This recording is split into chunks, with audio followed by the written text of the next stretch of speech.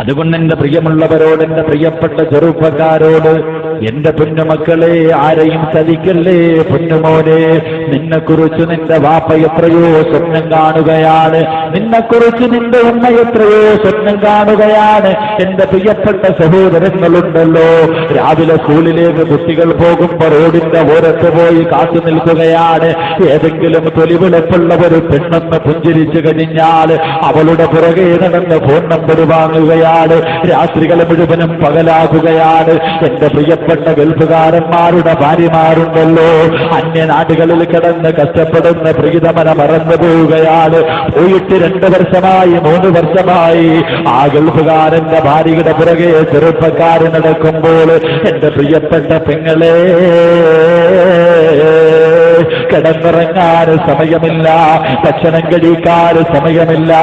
അറബികളുടെ അടിമകളെ പോലെ ഗൾഫ് നാടുകളിൽ കിടന്ന് കഷ്ടപ്പെടുമ്പോൾ അതാ രക്തം വിയർപ്പാക്കിയിട്ട് കഷ്ടപ്പെടുകയാ.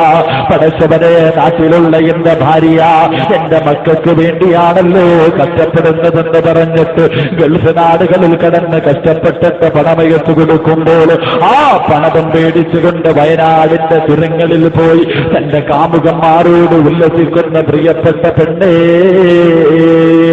എന്റെ പ്രിയപ്പെട്ട ചെറുപ്പക്കാരാ, ആരെയും ചതിക്കല്ലേ. പൊന്നുപോലെ, നിന്റെ വീടിനകത്തിരുന്ന് പൊട്ടിക്കരഞ്ഞ് ദുആ ചെയ്യുന്ന നിന്റെ പ്രിയതമയെ നീ മറന്നു പോകല്ലേ. ഗൾഫ് നാടുകളിൽ കടന്ന് കഷ്ടപ്പെടുന്ന പ്രിയ ഭർത്താവിന് വഞ്ചിച്ചാൽ ആ പാപപ്പെട്ടവന്റെ കണ്ണിൽ നിന്ന് ഒരു തുള്ളി കണ്ണീരങ്ങാട് ഈ ഭൂമുഖത്തേക്ക് വീണാൽ പൊന്നുമോടി, ആ പാപം എവിടെ കൊണ്ടാ കഴുകി തീർക്കുന്നത്? ആ പാപം എവിടെയാ കൊണ്ട് കഴുകി തീർക്കുന്നത്? എന്റെ പ്രിയപ്പെട്ട ചെറുപ്പക്കാരോട് പറയുകയാ, എത്ര വലിയ സുന്ദരി വിളിച്ചാലും പോകല്ലേ പൊന്നുപോലെ.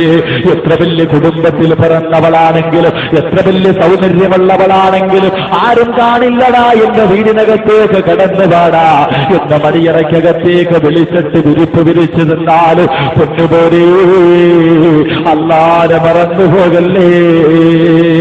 എന്റെ പ്രിയപ്പെട്ട സഹോദരിമാരോട് പറയുകയാണ്, ഏതെങ്കിലും ഒരു തൊലിവിളപ്പുള്ള നിന്റെ ഭർത്താവിനേക്കാൾ സൗന്ദര്യമുള്ള പണമുള്ള കുടുംബത്തിൽ പിറന്ന ഏതെങ്കിലും ബോഡി ഷേപ്പുള്ള ചെറുപ്പക്കാരൻ വന്ന് വിളിക്കുമ്പോ, എടാ എനിക്കെന്റെ ഭർത്താവിനെ മതിയടാ, എനിക്കെന്റെ ഭർത്താവിനെ മതിയടാ, അവൻ പോയിട്ട് വർഷങ്ങളായാലും എന്നെങ്കിലും ഒരു ദിവസം മടങ്ങി വരുമടാ, അവൻ എന്റെ ആഗ്രഹം സാധിച്ചു തരുമടാ എന്ന് പറയാനുള്ള മനസ്സ് കാണിച്ചാൽ നിനക്ക് കിട്ടുന്ന പ്രതിഫലം എന്താണെന്നറിയുമോ? 6 വർഷങ്ങൾക്ക് മുമ്പ് ഒരു ചെറുപ്പക്കാരനുണ്ടല്ലോ, കമ്പോളത്തിലൂടെ നടന്നു പോവുകയാണ്. യാബി എന്ന് പറയുന്ന ഒരു ചെറുപ്പക്കാരൻ കമ്പോളത്തിലൂടെ നടന്നു പോകുമ്പോൾ തന്റെ ശരീരത്തിൽ നിന്ന് വല്ലാത്ത സുഗന്ധമടിച്ച് വീശുകയാണ്. എല്ലാവരും ചോദിച്ചു, യാബിയേ, എവിടെ നിന്നാടായി സുഗന്ധം, എവിടെ നിന്നാടായി സുഗന്ധം വാങ്ങിയത്?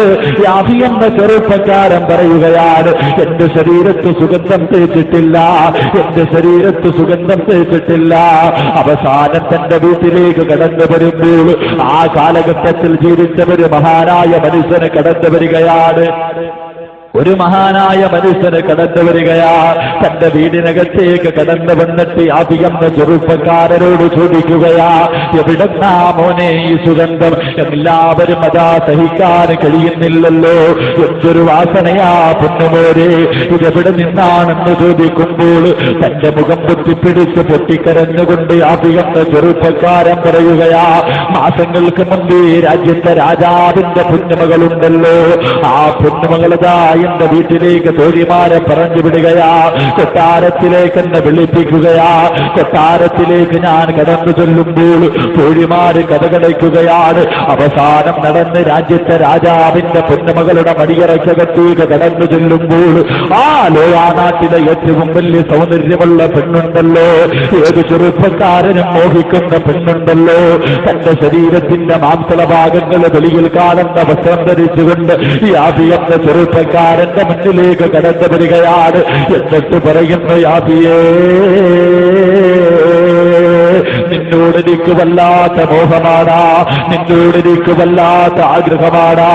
എടാ യാഫിയേ, ഇതിനകത്ത് കിടന്ന് കാണിച്ചാലും ആരുമറിയില്ലടാ, ഒരു പ്രാവശ്യമെങ്കിലും എന്റെ മോഹമൊന്ന് സാധിച്ചതാടാ എന്ന് പറഞ്ഞ് കെഞ്ചിക്കൊണ്ട് വിലപിടിപ്പുള്ള വസ്ത്രമെടുത്ത് യാഫി എന്ന ചെറുപ്പക്കാരന്റെ മുന്നിലേക്ക് വലിച്ചെറിഞ്ഞിട്ട് ആ സ്വന്തം ശരീരം തുറന്ന് കാണിച്ചിട്ട് ആ പെണ്ണങ്ങോട്ട് ഇറങ്ങിപ്പോകുമ്പോ യാഫികെന്ന ചെറുപ്പക്കാരൻ സുജൂദിലേക്ക് വീഴുകയാണ്. പടച്ചറബേ,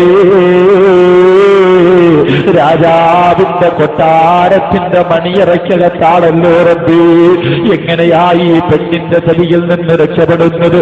പൊട്ടിക്കരഞ്ഞുകൊണ്ട് ദുആ ചെയ്യുന്നു. എന്റെ ഈമാന് കളയല്ല റബ്ബേ, എന്റെ അഭിമാനം കളയല്ല റബ്ബേ, സ്വർഗമെനിക്ക് ഹറാമാക്കല്ല റബ്ബേ. നിന്റെ പ്രവാചകനോടൊപ്പം സ്വർഗത്തിൽ കടക്കാൻ വല്ലാത്ത മോഹമാണ് റബ്ബേ. എന്റെ പ്രിയമുള്ള ചെറുപ്പക്കാരാ, നിന്നെപ്പോലെ ഒരു ചെറുപ്പക്കാരൻ ഒരു സുന്ദരിയായ പെണ്ണ് വിളിച്ചപ്പോൾ മണിയറയ്ക്കകത്ത് കിടന്ന് കരയുമ്പോൾ എന്റെ മുന്നിലിരിക്കുന്ന ഈ നാട്ടിലെ ചെറുപ്പക്കാരോട് പറയുകയാ, റോഡിന്റെ ഓരത്ത് നിന്ന് ചിരിക്കുന്ന പെണ്ണിന്റെ പുറകെ